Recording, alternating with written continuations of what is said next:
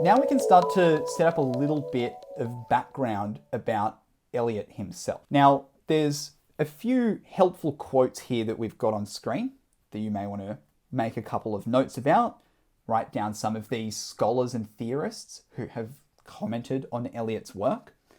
It's interesting here what is said about how Eliot's poetry is a symptom of a certain academic elitism.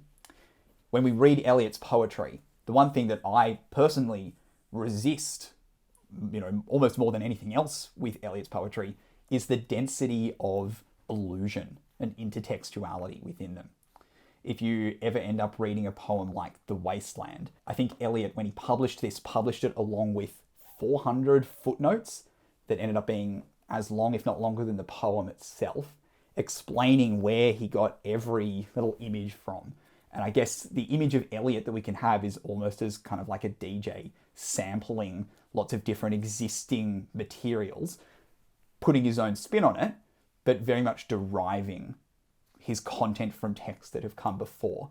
So we see the allusions to Dante or to Conrad or to scripture or various other texts really punctuating his poetry.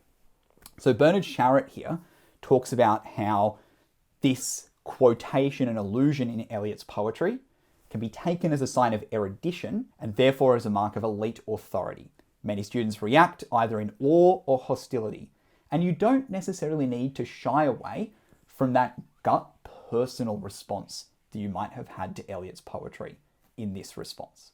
There was even a question a few years ago that made a claim and then it asked, that is its strength, that is its weakness, and for you to evaluate the strengths and weaknesses of Eliot's poetry. But that emotional response that you have to Eliot's poetry, while it by no means should dominate what you write, might inform what you write. You can actually be critical if you responded with hostility to some of the density that might be in Eliot's poetry, as Sharratt is mentioning here. But for the most part, obviously, our writing is going to be academic in nature, and it's got an argument that it's looking to prove.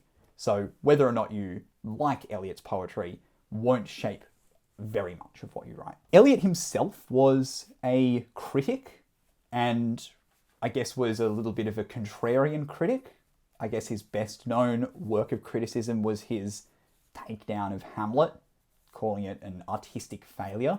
So he started as an academic and only kind of got a career in poetry once he had moved from the UK, first to Paris in 1910, then he went back to the UK and then to the United States in the early 1910s again. It was only really when he was in the United States that his career as a poet began to take off. But in Eliot's view, he talks about how poetry has a very fluid meaning.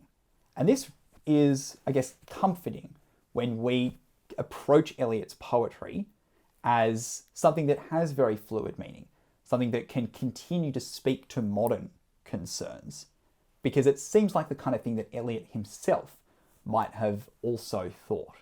As he says here, what a poem means is as much what it means to others as what it means to the author.